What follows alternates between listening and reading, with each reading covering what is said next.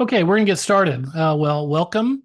This is the What's New in Xojo 2024 R1 webinar. I'm your host, Jeff Perlman. I'm founder and CEO of Xojo. And we're gonna just dive in and take a look at some of the things that we've added for R1. So first of all, we fixed 258 bugs, so that's good. We've added 31 new features, and we'll look at some of those today. Now building for Linux is included. You don't need a license anymore for that. It used to be that you at least needed like a Xojo Lite license for Linux, but now without any license at all, you can build for Linux. So that's a change we made this time around. And the format of a project for version control is now included with the Lite license. So you still need a license, but you can't use the free version and get that. But if you have even a Lite license, then you have the version control format. Specifically, this is the Xojo project format, which is basically the text format. So when you save the project, you get a bunch of text files, which can then be checked into version control. So that's now available with Lite licenses. All right, there's been a couple of updates. We updated SQLite to 3.45.1. Basically, each time we have a release of Xojo, we look to see what the stable release is of SQLite, and we'll typically update it. So we did that this time, if there has been an update. And each time we update, each time we have a release, we look at the version of the iOS SDK, and if it's been updated, then we update to that as well. That's important because the way Apple does it, you pretty much have to be on the current version of the iOS SDK to build for iPhone and iPad. Okay, so let's talk about a couple of the new features that have been added. First of all, if you write plugins, they can now include external shared library dependencies. Before, the libraries had to be included in the plugin. Now they can be external to the plugin. We added zip and unzip methods to folder item, and we did that I think one release ago, but they now support passwords.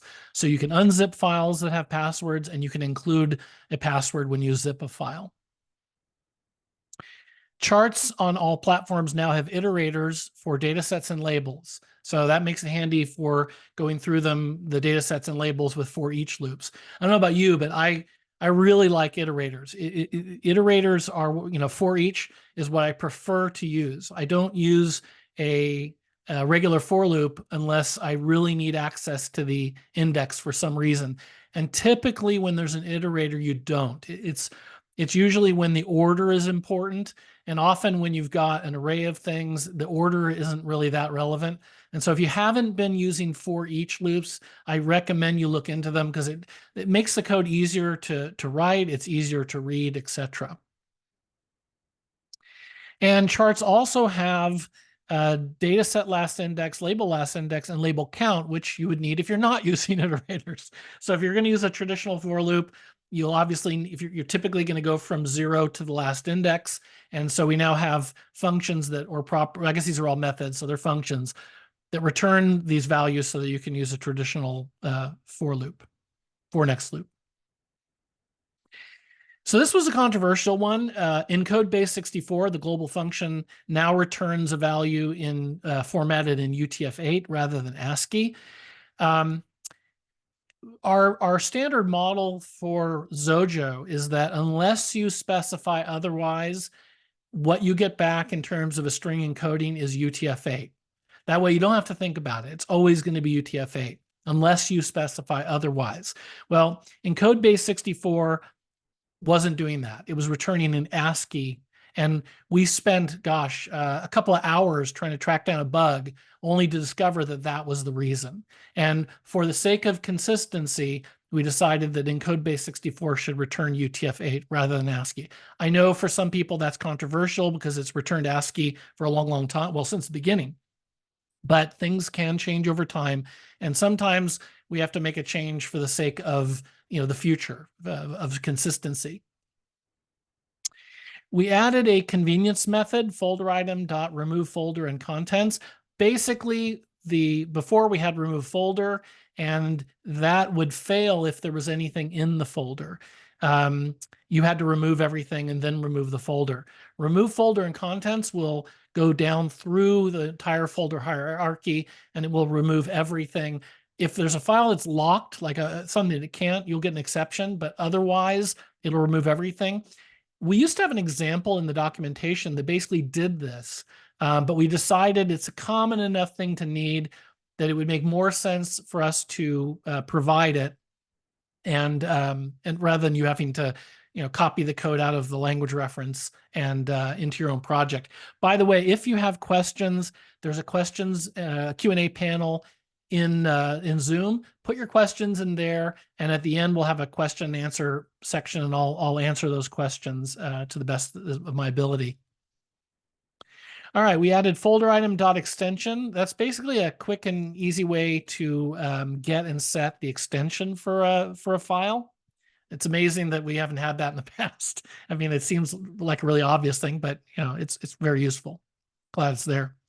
For the web menu item, we added dot pop-up. We have that for the desktop, and now we have it for the web. So if you want to pop up a menu where you want it to, when you want it to, you can do that. And desktop window and web page now have a remove control method. You used to be able to do this, well, you still can do this by calling the close method of a control, but that's not as obvious. And so we added remove control where you can pass it the control, because it's kind of a convenience method, but it also just makes code more readable. It's more obvious what it's doing. All right, so for the debugger, if you look in the preferences, the settings rather, you'll notice under debugging, you can now set the font and font size. So if you need the font size to be a different font or different font size for the debugger, you now have that as a separate setting. It used to be it just used the same font and font size from the code editor setting in the coding settings, but now it's got its own. So that's handy.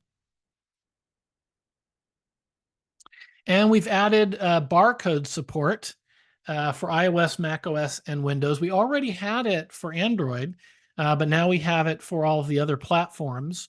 And it's pretty straightforward. It just uses the camera to read a barcode and then returns the actual barcode value, not the graphic itself.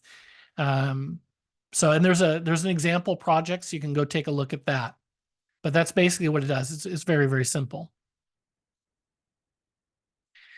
And we've added popovers. Now, I wrote on the slide here popover control, but that's a bit of a misnomer because it's really not a control.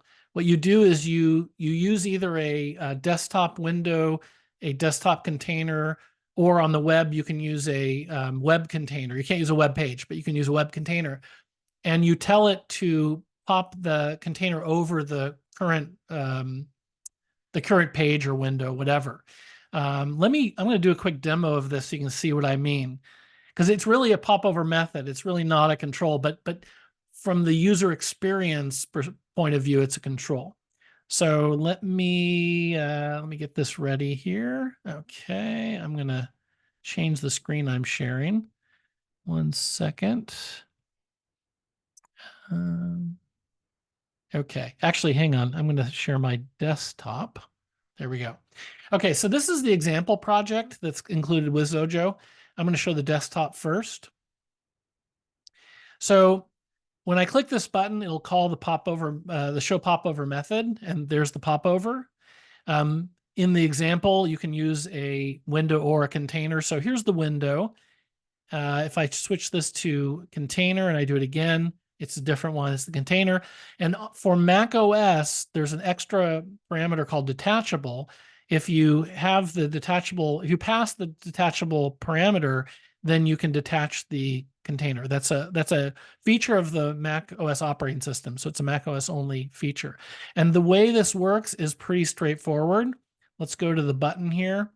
And there's more code in here than you really need to see, but basically it's this line of code.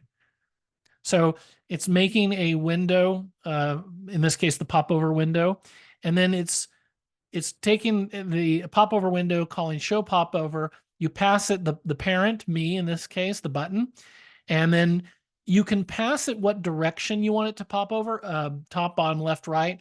But if you leave that out, it'll just figure it out on its own based on the amount of available space. I believe the operating system does that. We're not doing that. And then the last optional parameter is whether or not it's detachable. And the same thing's going on down here, but with the popover container, just it's a container control. So it's really just one line of code. You pass it the parent, and really you can stop there. If you just pass it the parent, the rest of it will be automatic. I can do the same with the web. Here's a web version.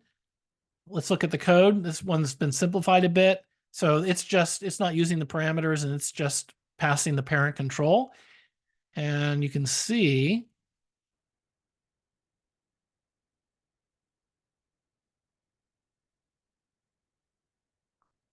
there it is.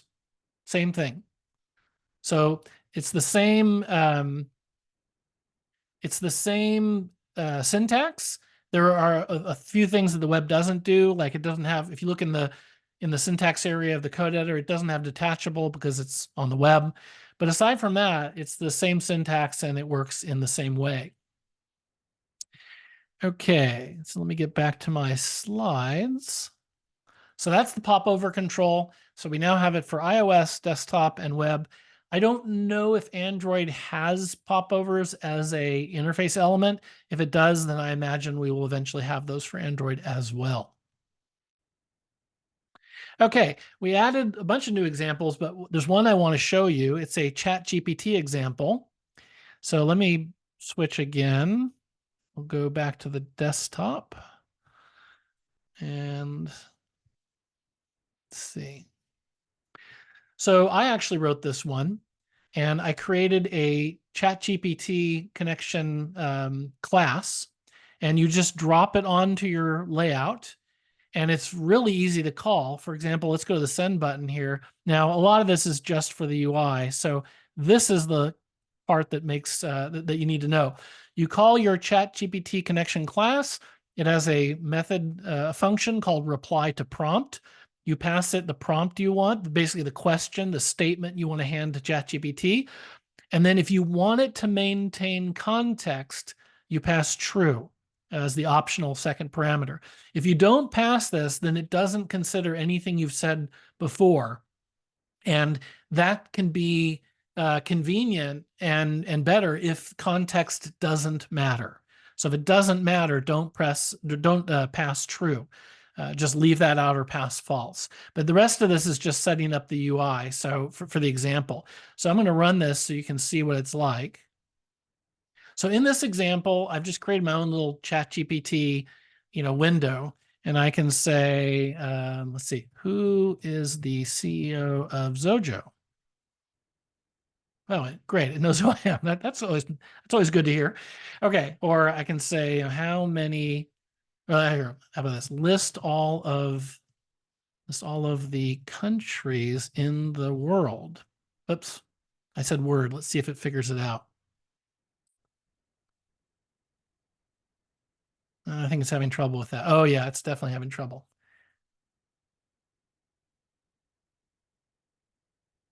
Well, I shouldn't say trouble. It's taking a while to respond. It might time out. Oh no, there it is. Okay, great. Whew, that's the way demos go sometimes. Anyway, so there they are, and conveniently enough in alphabetical order. So that's what it does. And you might think, well, that's great, but that seems really specific. Well, there's actually a lot of really interesting uses for ChatGPT in your own applications. In my case, I had a situation where I needed to take sentences that weren't formed as questions and turn them into questions. And I had thousands of them. So what I did is I parsed out each question, or rather, sorry, each statement. And then I just passed that statement using this ChatGPT connection class to ChatGPT and said, turn this into a question. And it would return a question each time. It was super convenient. So think about ways in which you might be able to do data processing or many other potential functions with ChatGPT. Now, you will need to use this. You need to get an API key, so you'll need to create a account at OpenAI, and you need to set it up so you can pay, because you have to pay to use the API. It's very inexpensive. I should have had a slide for pricing, but it's ridiculously cheap. And when you set this up, let's see, let me go down here to constants. Wait, somewhere in here. Here it is, model.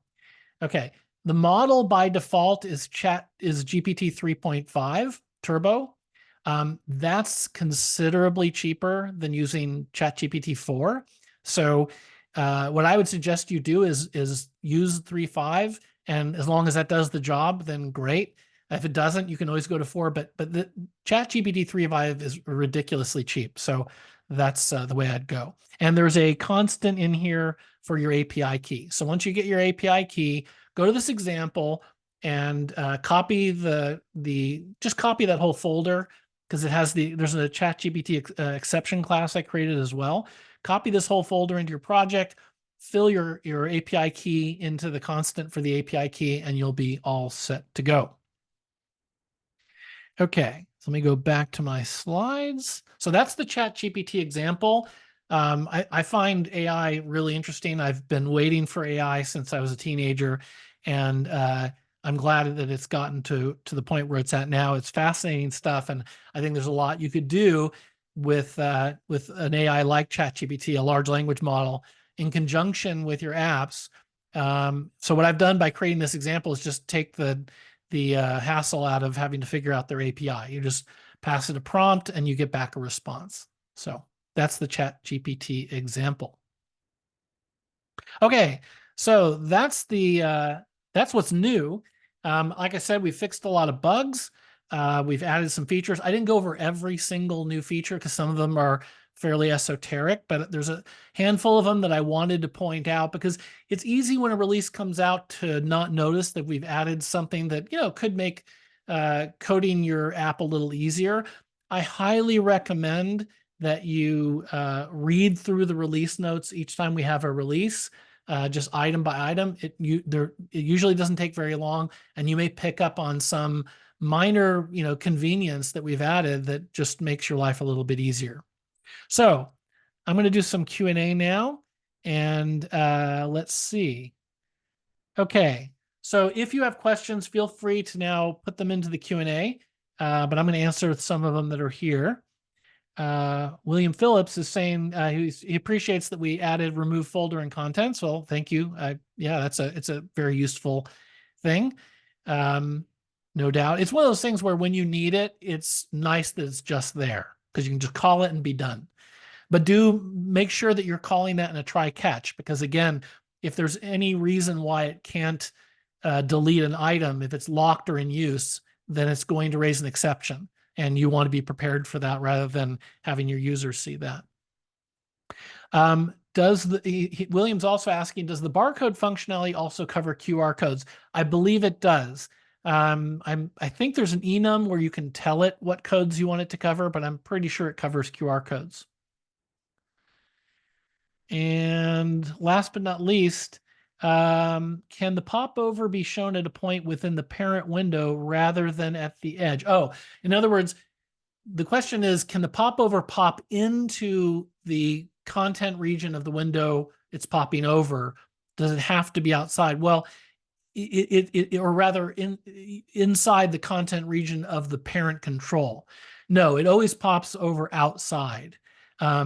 I don't think there's any way to make it pop over inside. In fact, I know there's no parameter to pass. So if it'll do that, it would be because of the conditions of the operating system. In other words, if the operating system allows that, and it says, if there's not enough room for some reason, I'm going to show the popover inside the content region of the parent control versus outside, then sure, it could do that. But I'm not aware of that working that way on any operating system, and there's no way for you to tell it to do that. It by default is popping out rather than popping in. Okay, there was actually just those 3 questions. If there are any more questions from anybody at this point, you can just type them in the Q&A panel. Okay. Well, in that case, I thank you for coming. We really appreciate you being Xojo users. You're what allow us to keep bringing Xojo to you, and we appreciate that. We all love our jobs here at Xojo, and we love bringing Xojo to you. And I hope you'll attend the next webinar, and we'll see you on the forum. Bye for now.